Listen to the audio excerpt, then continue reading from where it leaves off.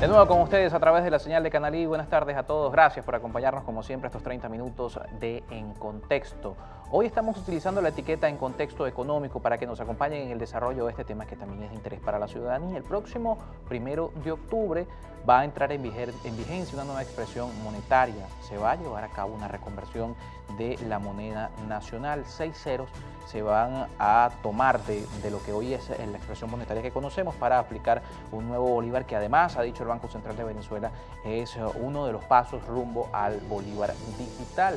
La digitalización de las transacciones en el país, de la forma como hacemos intercambio a través de la moneda nacional. Para profundizar en este tema, ya en puertas de que ocurra, está con nosotros Ronald Balsa. Él es economista y además decano de la Facultad de Ciencias Económicas y Sociales de la Universidad Católica Andrés Bello. Muchísimas gracias por acompañarnos. Está con nosotros vía Zoom.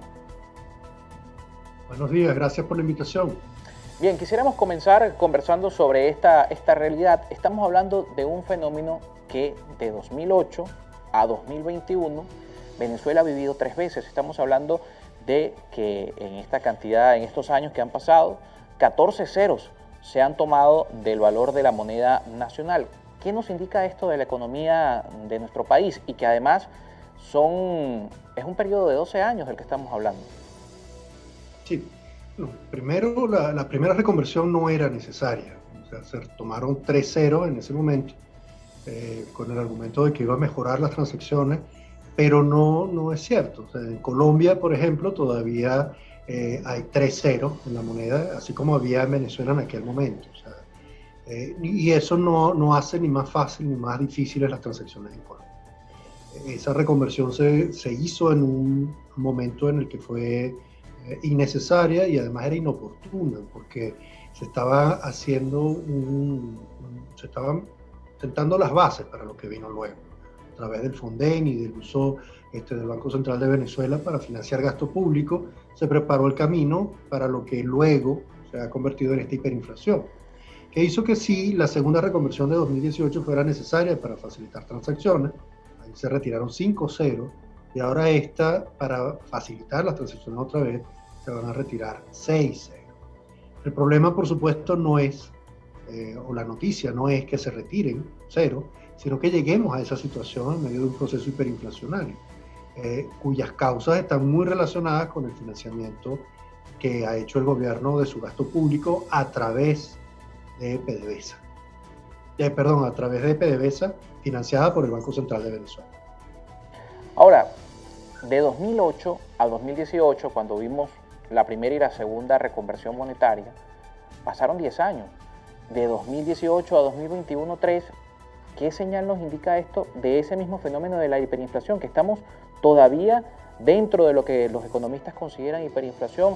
Estamos ya en un proceso distinto al de la hiperinflación. ¿Cómo se puede interpretar que el tiempo se ha cortado entre una reconversión y otra? Bueno, la primera reconversión se dio en medio de un boom petrolero. En el año 2008 fue cuando se tuvo el mayor ingreso petrolero en Venezuela de la época de Hugo Chávez. Después vino la crisis mundial, hubo una caída en los ingresos petroleros, pero en aquel momento había importaciones que permitían imponer un control de precios. Ese control tuvo, entre otras consecuencias, la caída de la inversión interna y de las capacidades productivas internas, pero no eran visibles en los tiempos del boom petrolero. En el año 2018 ya estábamos con un año de hiperinflación.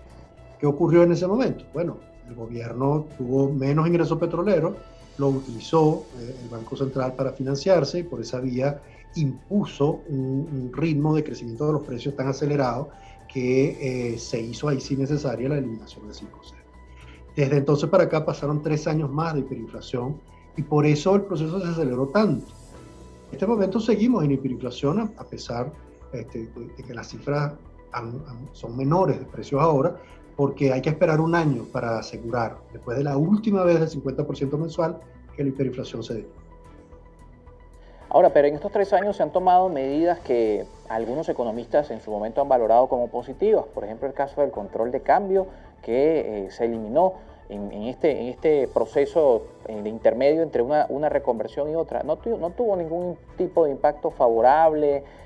otro tipo de medidas, por ejemplo, un poco la flexibilización que se ha dado con el tema del control de precios, que se ha visto también con esa misma dolarización espontánea que el país está viviendo?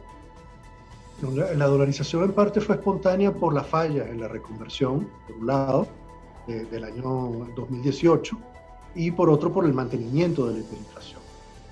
Desaparecieron los billetes, los pagos en efectivo pues, no se podían hacer en buena medida por falta de bolívares en efectivo, y comenzaron a usarse dólares en efectivo.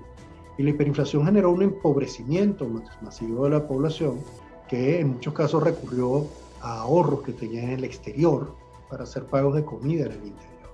Así que la dolarización fue más que una solución, una consecuencia de ese proceso hiperinflacionario que no se podía detener únicamente con una eliminación de cero, que fue lo que se hizo en el 2018. Y pues lamentablemente las medidas que se tomaron en el proceso pues llegaron tarde y se hicieron inevitables. O sea, al tener una economía cada vez más subterránea, los controles eran más difíciles de hacer mantenerse, y lo que hicieron fue pues dejar de hacer de modo anunciado y público lo que ya no podían hacer efectivo, que no pasaba de ser algunos espectáculos de toma de empresa para hacer valer los controles. Bien, nos toca hacer la primera pausa esta tarde. Al regreso vamos a hablar, más allá de esta reconversión monetaria, hablamos de algunas medidas que se han tomado y el impacto que tiene en la economía. ¿Podríamos seguir en este proceso hiperinflacionario? Tal como sostiene nuestro invitado, habría que esperar que llegue el año 2021, pero entramos en ese tema, las proyecciones para este año. El año 2020, el mundo entero sufrió las consecuencias económicas de la paralización de las actividades por la pandemia del COVID-19. El único país que, según algunos organismos internacionales en materia económica, logró un crecimiento de su PIB, curiosamente, fue China, el lugar donde se originó toda esta pandemia. ¿Qué pasó con Venezuela en el 2020 y además qué nos espera este 2021 en esta materia? Lo vamos a conversar con Ronald Balsa en la siguiente parte de nuestro espacio. Recuerden que estamos utilizando la etiqueta En Contexto Económico.